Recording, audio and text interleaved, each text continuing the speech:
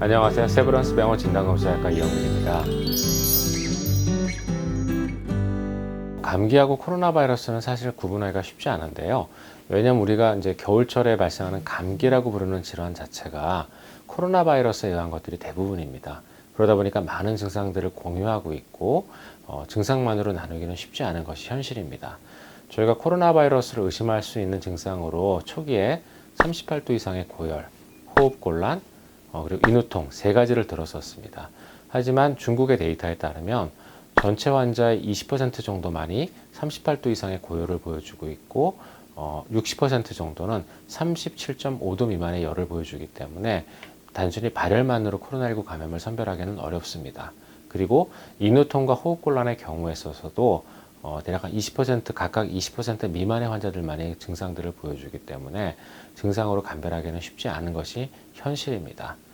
다만 최근 들어서 이제 일부 국가에서 그 냄새를 맡지 못하는, 즉 아노스미아라고 부르는 증상이 전체 코로나19 감염자의 절반 이상에서 나온다는 보고를 하고 있어 이런 것을 통해서 우리가 일부 감별이 가능은 하겠지만 축농증을 앓는다던가 또는 일부 감기의 경우에 있어서도 심한 감기의 경우 냄새를 맡지 못하는 증상이 있기 때문에 우리가 증상만으로 코로나19를 선별하는 것은 매우 어렵습니다.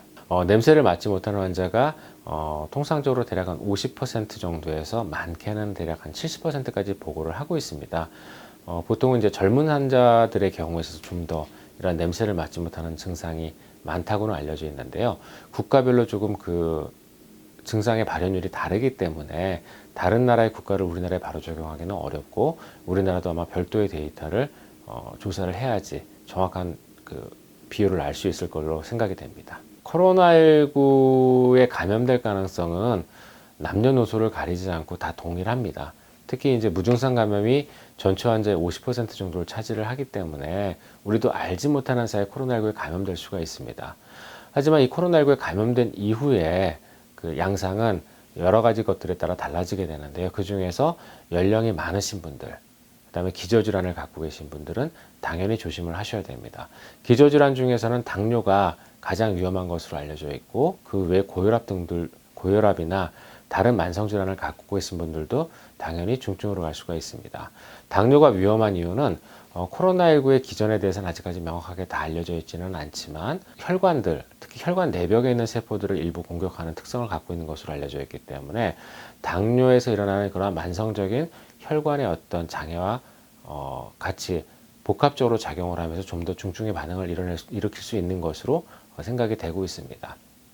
그리고 이러한 코로나19와 당뇨와의 관계는 최근에 외국에서 코로나19를 앓고 난 건강한 사람이 이후에 합병증 형태로 당뇨를 진행했다는 그런 보고들도 있어서 좀 더 연구가 진행되어져야 되겠지만 분명히 코로나19와 당뇨는 어느 정도의 상호간의 연관성이 있는 것은 명확해 보입니다. 그래서 이런 것들을 고려했을 때 조금 전에 말씀드렸던 위험 요소를 갖고 있는 그러한 고령이나 또는 기저질환자도 당연히 조심을 해야 되겠지만 젊은 사람들의 경우에 있어서도 향후에 어떤 증상이 나타날지 모르기 때문에 이런 코로나19에 대한 모든 데이터들을 우리가 확인하기, 즉 입증하기 전까지는 당분간은 감염되지 않도록 조심하시는 게 필요하다고 생각이 됩니다.